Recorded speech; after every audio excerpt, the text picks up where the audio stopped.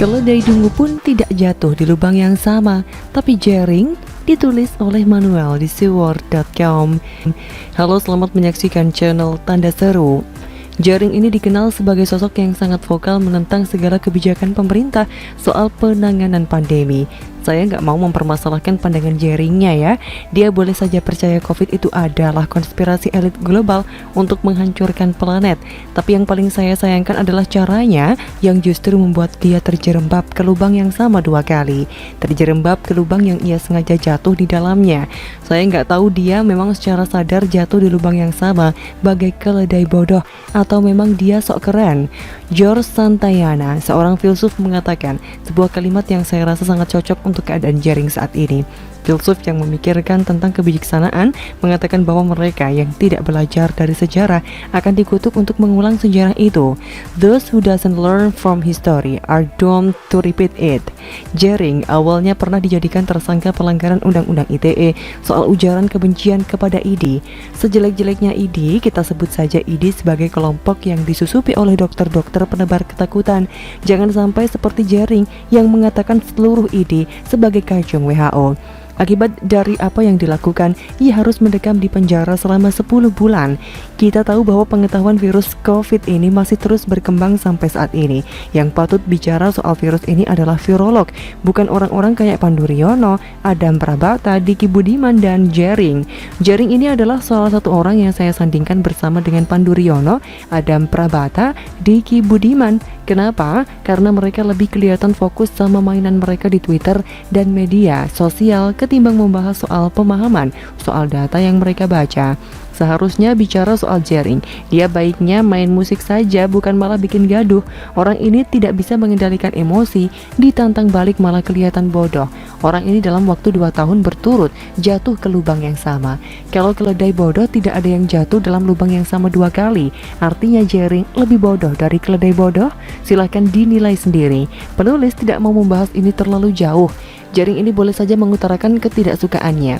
Namun demikian jangan sampai kelihatan bodoh. Pelanggaran hukum karena apa yang ia kerjakan adalah sebuah pelanggaran hukum yang berulang. Sudah tahu pasti nggak kapok.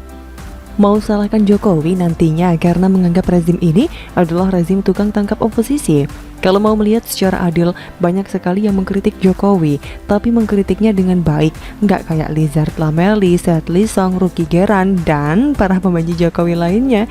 Jaring secara nggak langsung sudah mirip sama pendukung Prabowo yang kebanyakan sangat rasis itu. Jaring seharusnya paham bahwa ia memang bermasalah, bukan pemerintah. Jaring koar-koar kalau dia bersuara untuk rakyat Bali, tapi kenapa diam-diam baik saat pemerintah buka pintu buat turis datang ke Bali? Kok malah kritik vaksin dan kritik copet? Selama ini kita melihat Jaring sudah banyak sekali berpolemik. Saya awalnya membela orang ini karena saya ada di sisinya, mengatakan bahwa ID ini adalah organisasi yang diduga banyak kepentingan. Terawan waktu mengatakan COVID ini adalah self-limiting virus, dia kemana? Bungkam kan? Jadi sudah sangat jelas bagi kita semua bahwa Jaring ini bermasalah dengan dirinya sendiri. Dia tidak bisa menyelesaikan permasalahan yang ada dalam dirinya sendiri.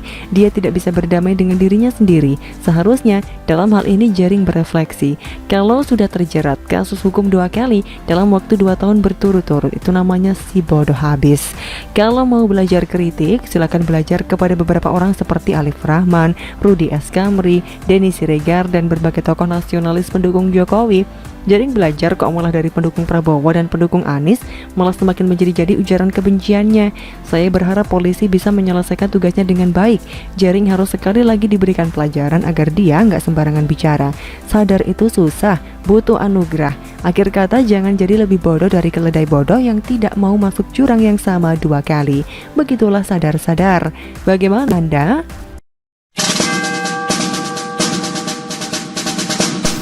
Puan, gak usah laguan kritik pemerintah. Ditulis oleh Rasto di seaworld.com. Halo, selamat menyaksikan channel Tanda Seru. Sebagai keturunan di mana mengalir dalam tubuhnya darah biru dari seorang pahlawan merupakan kebanggaan tersendiri bagi yang memilikinya. Terlebih orang yang memiliki gen biologis itu menempuh jalan yang sama dengan jejak yang dilakukan oleh orang tua atau pendahulunya. Orang sering menyebutnya sebagai anugerah besar yang tentu saja tidak mungkin semua orang bisa memiliki privilege semacam itu. Namun di balik itu semua ada tanggung jawab yang sangat berat untuk senantiasa menjaga dan memelihara karisma yang dimiliki orang tuanya. Sebab tidak jarang seseorang yang memiliki keistimewaan gen itu memiliki kemampuan yang sama dengan pendahulunya, terlebih sebagai keturunan dari seorang tokoh yang levelnya mendunia. Iya, Skenario adalah pemimpin dunia yang menjadi ikon kebanggaan bangsa Indonesia.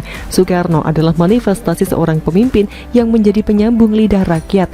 Baginya, lebih baik dia menanggung derita daripada harus mengorbankan segenap rakyatnya. Suatu ketika ajudannya menghadap beliau untuk melakukan perlawanan demi membebaskan beliau dari tahanan rumah yang mendukung dirinya. Namun yang dilakukan sang maestro pendiri bangsa ini malah memerintahkan ajudan itu untuk segera meninggalkan tahanan rumah itu dengan alasan beliau tidak menginginkan rakyat menanggung penderitaan seperti yang dialami dirinya akibat pemberontakan yang dilakukan. Itulah yang acap kali sering penulis sebutkan dalam beberapa tulisan dengan sebutan sikap ugahari dan altruisme. Hal tersebut penulis lakukan demi mengingatkan bangsa ini, khususnya pembaca yang budiman, untuk menyadari bahwa kita telah kehilangan pusaka yang paling berharga dari bangsa ini, berupa fundamen berharga yang menjadi esensi semangat kebangsaan seperti yang sering penulis sebutkan di beberapa tulisan. Megawati Soekarno Putri adalah satu di antara putra-putri Insinyur Soekarno yang diakui atau tidak sebagai juru kunci yang memiliki kompetensi agar senantiasa dapat mempraktekkan dan mengaplikasikan ideologi yang dimiliki Soekarno sebagai penyambung lidah rakyat. Dan di pundak Megawati lah tanggung jawab melestarikan ajaran dan ideologi kebangsaan diharapkan dapat dilestarikan dan meresonansi dalam sanubari masyarakat. Apapun yang menjadi sikap Megawati akan menimbulkan dampak yang sangat kuat dalam menghidupkan, bahkan dapat meredupkan ajaran adiluhung yang diwariskan pada diri dan bangsa ini. Harus disadari Megawati sebagai pemimpin partai besar sekaligus tokoh nasional memiliki peran strategis dan fungsionalis dalam mengamplifikasi ideologi, bagaimana mengajarkan nilai-nilai luhur dalam kehidupan berbangsa dan bernegara. Sewajarnya, Megawati dan partainya dapat menempatkan diri untuk memediasi menjadi corong yang memperjuangkan nasib dan kehendak rakyat, bukan malah sebaliknya menjadikan rakyat sebagai tunggangan demi ambisi politik kekuasaan semata. Jika itu terjadi, dikhawatirkan akan menimbulkan turbulensi kepentingan antara partai di satu sisi dengan kepentingan masyarakat di sisi lainnya. Dan PDI Perjuangan sebagai partai nyawang cilik dituntut untuk bisa bersikap bijaksana, memberikan solusi atas persoalan yang ada.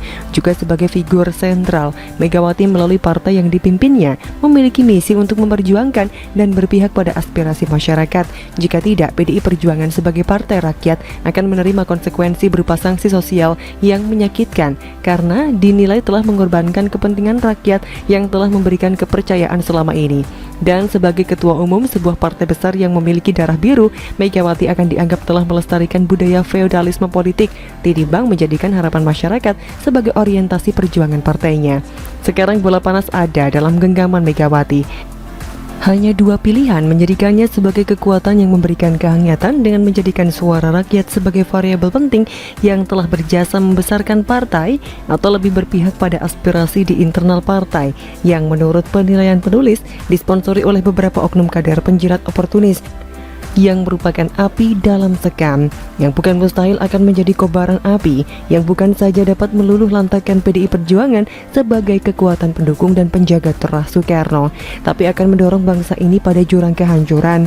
Pendek kata, jika kecintaan rakyat yang turut membesarkan dan melestarikan ideologi Soekarno sebagai bapak bangsa menjadi orientasi perjuangan PDIP, bangsa ini akan terselamatkan. Namun, jika pilihan yang diambil adalah melestarikan budaya politik feodal, kehancuran bagi bangsa ini tidak akan terelakkan. Megawati sebagai ketua umum harus memanggil Putri Mahkota dan beberapa kadernya untuk menghentikan sikap latah mengkritik pemerintah. Bukan berarti hal ini merupakan sikap anti kritik, melainkan suatu sikap yang naif jika hal yang dimaksud bertujuan untuk menaikkan popularitas dan elektabilitas Putri Mahkota semata. Yang jelas, upaya apapun untuk mengkosmetikisasi Putri Mahkota adalah kesia-siaan belaka. Dan yang lebih penting dan perlu diingat khususnya Megawati dan lebih luasnya para kader di PDI Perjuangan, jangan coba-coba tidak mengindahkan suara Tuhan, kecuali PDIP memang ingin bernasib seperti Partai Demokrat Siboyo. Paham maksud saya? Bagaimana menurut